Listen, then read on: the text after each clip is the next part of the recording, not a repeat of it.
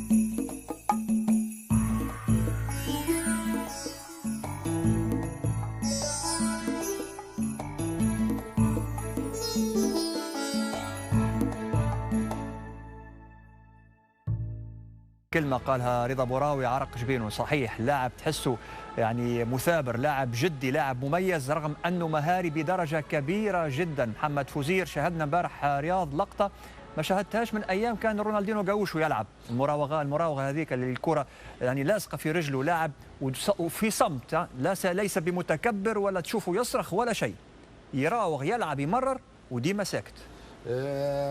في واحد من المدربين الكبار المشهورين دائما يستمتع بهالحركه فافتقدناها كثير.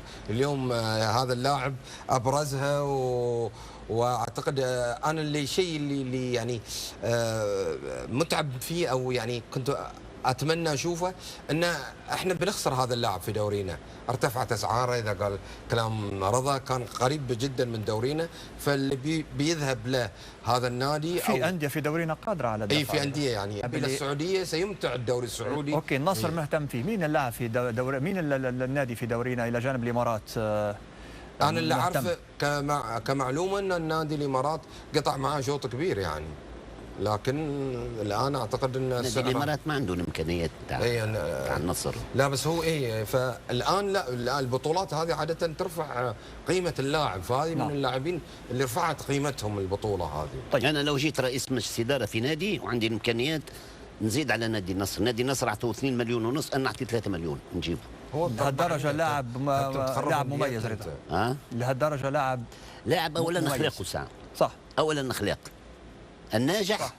نبداو بالاخلاق ساعه. في صمت، يلعب في يا صمت. صحيح، وما عندوش مشاكل، لا تكبر ولا ما يحكيش شيء. مع الحكم وما ادري، يعني يعتني بنفسه. بس انا اشوف المبلغ اللي قاعد يعرضون النصر وانديه الخليج تبالغ كثير. لا هو خلينا هي كرة القدم حاليا. لا خلينا نقول قيمته السوقيه تعتمد في بلدي على 300,000 دولار 400,000 دولار وبتجيبه بمليونين ونص. عادي رضا، عادي رياض. احنا قاعدين نبالغ في القيمه السوقيه. شوف انت كم يعني قيمته اللاعب هذا؟ اللاعب قيمته 300 الى 400 في بلده، انت بتجيبه بمليونين ونص 9 مرات ونقول عادي. فيه أندية قادرة على الدفع مش حتى أكثر. لا احنا نقول الممرر هذا يعرفوا قيمة اللاعب. لاعب قيمة كبيرة ياسر. مش ارزاق، هي عمل الان الانديه ما فيها فلوس وحين تقطع ارزاق الناس. مو شي دخل يعجبكش تو نادي يحب يعطيه 2 مليون ونص قولوا لا، علاش؟ طيب لا وليش يوصلون الانديه تقطع ارزاق الناس.